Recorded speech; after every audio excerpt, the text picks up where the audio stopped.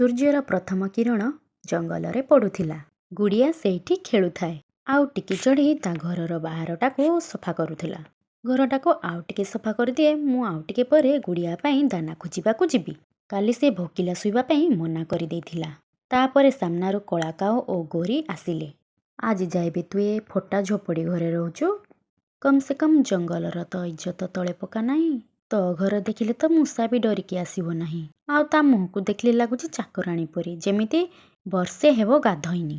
ଜଙ୍ଗଲର ସବୁଠାରୁ ଗରିବ ଚଢ଼େଇ ହେଉଛୁ ତୁ। ତାପରେ କଳା କାଉ ଓ ଗୋରି କାଉ ଏସବୁ କହିକି ହସିବାକୁ ଲାଗିଲେ। ତୋ ଘର ଦେଖିକି ତ ମୋ ପୁଅ ଜଗୁ ବି ଡରି ଯାଉଛି। ସେ ସବୁଦିନେ ମୋତେ କହୁଛି ମାମା ମାମା ଭୂତଣୀ କୋଉଠି ରହୁଛି? ଆଉ ମୁଁ କହୁଛି ଟିକି ଚଢ଼େଇର ଭଙ୍ଗା ଝୁମ୍ପୁଡ଼ିରେ। ଆଉ ଦେଖ ତା ଗୁଡ଼ିଆକୁ, ଏତେ ପତଳା ହେଇଛି ଯେ ଫୁଙ୍କି ଦେଲେ ବି ଉଡ଼ିଯିବ। ତୁମମାନଙ୍କ ପାଖରେ ଖାଇବା ନାହିଁ, ମମତା ଅଛି ବୋଲି ତୁମେମାନେ ଦେଖେଇ ହେଉଛ। ହଁ ମୁଁ ଗରିବ, ହେଲେ ମୁଁ ତ ଏ କଥା କାହାକୁ ଲୁଚେଇନି। ମୁଁ ତ ମୋ ନିଜ ପାଇଁ ପରିଶ୍ରମ କରୁଛି। ଆଉ ମୁଁ ତ ମିଛ କହୁନାହିଁ। ସବୁଠାରୁ ବଡ଼ କଥା ହେଉଛି ମୁଁ ଗୋଟିଏ ମା।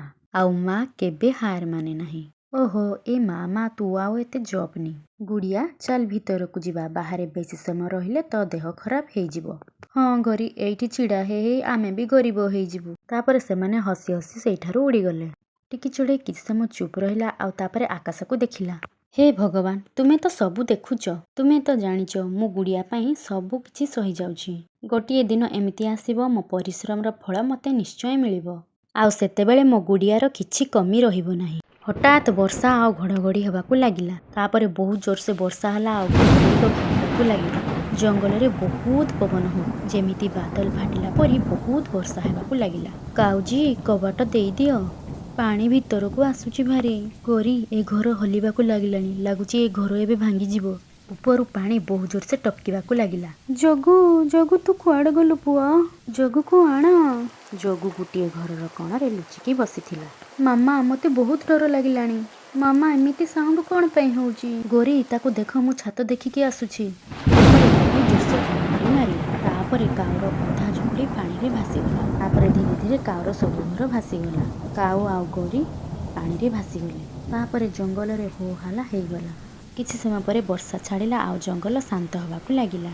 ଗୋଟିଏ କୋଣରେ ଭଙ୍ଗା ଝୁମ୍ପୁଡ଼ି କାନ୍ଥରେ ଜଗୁ କାଉ ଶୀତରେ ଥରୁଥିଲା। ଜଗୁ କାଉ ଭିଜିକି ଥରିବାକୁ ଲାଗୁଥିଲା। ମାମା ପାପା ତମେମାନେ କୁଆଡ଼େ ଚାଲିଗଲ? ସେହି ପାଖରେ ଗୋଟିଏ ଶୁଆର ଘର ଥିଲା। ସେ ଯେତେବେଳେ ତଳକୁ ଦେଖିଲା ତ କହିଲା, ଇଏ ତ କଳା କାଉର ପୁଅ ଜଗୁ। ୟାର ଦୁଷ୍ଟ ମା ବାପା କୁଆଡ଼େ ତ ଦେଖା ଯାଉନାହାନ୍ତି। କିଏ ଅଛ? ମୋତେ ମୋ ଘରକୁ ନେଇଦିଅ, ମୁଁ ଏଠି ଏକୁଟିଆ ଅଛି। ଶୁଆ ତଳକୁ ଓହ୍ଲେଇଲା ଆଉ ଜଗୁ ପାଖକୁ ଗଲା। କାଲି ଯାଏ ତ ଜଙ୍ଗଲର ନିଜକୁ ରାଜା ବୋଲି ଭାବୁଥିଲୁ, ଆଜି ଦେଖ ତ ହାଲତ କ'ଣ ହେଇଛି। ତାପରେ ଟିକି ଚଢ଼େଇ ସେମାନଙ୍କ ପାଖକୁ ଗଲା। ଶୁଆ ଭାଇ, ସେ ଛୋଟ ପିଲାଟା। ଛୋଟ ପିଲାମାନେ କେବେ କାହାର କ୍ଷତି କରନ୍ତି ନାହିଁ। ତୁ ଟିକେ ମନେ ପକା, ୟା ମା ବାପା ତୋ ସହ କେତେ ଖରାପ ବ୍ୟବହାର କରିଛନ୍ତି। ତୋତେ ଆଉ ଗୁଡ଼ିଆକୁ ସବୁଦିନେ ଅସମ୍ମାନ କରିଛି। ମୋତେ କିଏ କଷ୍ଟ ଦେଲା ବୋଲି ଆମେ ତ ସମସ୍ତଙ୍କୁ କଷ୍ଟ ଦେଇପାରିବା ନାହିଁ। ମାର ମମତା ସମସ୍ତଙ୍କୁ ଆପଣେଇ ନେଇଥାଏ। ତାପରେ ଟିକି ଚଢ଼େଇ ଜଗୁକୁ ତା ଡେଣାରେ ବସାଇ ତା ଘରକୁ ନେଇଗଲା। ତମେ କିଏ? ମୁଁ ଟିକି ଚଢ଼େଇ। ଯଦି ତୁ ଚାହିଁବୁ ତୁ ଆଜିଠାରୁ ମୋତେ ମା ବୋଲି ଡାକିପାରିବୁ। ତାପରେ ଗୁଡ଼ିଆ ଉଡ଼ିକି ଆସିଲା। ମାମା ମାମା, କ'ଣ ଏ ଭାଇ ଏବେ ଆମ ସହିତ ରହିବେ? ହଁ ଗୁଡ଼ିଆ, ଏବେ ଆମେ ତିନିଜଣ ଗୋଟିଏ ପରିବାର। ଗୋଟିଏ ଦିନ ଶୁଆ ଗୋଟିଏ ଗଛ ତଳେ ପକ୍ଷୀମାନଙ୍କ ସହ ବସିଥିଲା। ରାନୁ ପାଗଳ ହେଇଯାଇଛି। ସେ ଦୁଶ୍ମନର ପିଲାକୁ ନେଇ ଘରେ ରଖିଛି। ଜଗୁ ବଡ଼ ହେଇଗଲେ ସେ ସେମିତି କରିବ, ଯେମିତି ତା ମା ବାପା କରୁଥିଲେ। କିନ୍ତୁ ରାନୁ କାହା କଥା ଶୁଣିଲା ନାହିଁ। ସେ କାଉକୁ ଘରକୁ ନେଇକି ଆସିଥିଲା ଭାରି, ଆଉ ତାକୁ ଖାଇବା ଖୋଉଥିଲା। କ'ଣ ସତରେ ତୁମେ ମୋତେ ଏଇଠି ରହିବାକୁ ଦେବ? ଯଦି ମା କହିଦେଲା ତ ଆଉ ଥରେ ପଚାରିବା ଦରକାର ନାହିଁ। ଜଗୁ, ତୁ ଏବେ ଏଇଠି ହିଁ ରହିବୁ। ଭାଇ, ଏବେ ଆମେ ସାଙ୍ଗ ହେଇକି ଖେଳିବା, ସାଙ୍ଗ ହେଇକି ଖାଇବା, ଆଉ ମାକୁ ହଇରାଣ କରିବା ନାହିଁ। ଦିନେ ସକାଳୁ ଟିକି ଚଢ଼େଇ ଦାନା ଖୋଜିବା ପାଇଁ ଯାଇଥିଲା। ଜଗୁ ଆଉ ଗୁଡ଼ିଆ ବାହାରେ ବଲ୍ ଖେଳୁଥିଲେ। ତାପରେ ଆକାଶରେ ଗୋଟିଏ ଛାଇ ଦେଖାଗଲା। ମୋଟା କାଉ ଛୁଆ, ଆଜିର ଖାଇବାଟା ତ ଜମିଯିବ। ମା ଚିଲ ଗୋଟିଏ ଝଟକାରେ କାଉକୁ ଝାମ୍ପି ନେଲା ଆଉ ଆକାଶ ଆଡ଼େ ଉଡ଼ିଗଲା। କିଏ ଅଛ କିଏ ଅଛ? ଭାଇକୁ ଚିଲ ନେଇଗଲା। ମାମା ଜଲ୍ଦି ଆସ, ଭାଇକୁ ଚିଲ ନେଇଗଲା। ଦୂର ଜଙ୍ଗଲରେ ଟିକି ଚଢ଼େଇକୁ ଗୁଡ଼ିଆର ଆବାଜ ଶୁଣାଗଲା। ସେ ଉଡ଼ି ଉଡ଼ିକି ଆସୁଥିଲା, ହେଲେ ତା ଆଖିରେ ଡର ନଥିଲା। ତାର ମାର ମମତା ଉପରେ ବହୁତ ବିଶ୍ୱାସ ଥିଲା। ଜଗୁ ଜଗୁ। ଟିକି ଚଢ଼େଇ ଚିଲକୁ ଦେଖିଲା। ଚିଲ ଆକାଶ ଆଡ଼କୁ ଉଡ଼ିକି ଯାଉଥିଲା, କିନ୍ତୁ ଟିକି ଚଢ଼େଇ ହାର ମାନିଲା ନାହିଁ। ସେ ଚିଲ ପଛରେ ଉଡ଼ିବାକୁ ଲାଗିଲା। ମୋ ପିଲାମାନଙ୍କୁ କେହି ନେଇପାରିବେ ନାହିଁ, କେହି ବି ନାହିଁ। ତୁ କ'ଣ କରିପାରିବୁ ଟିକି ଚଢ଼େଇ?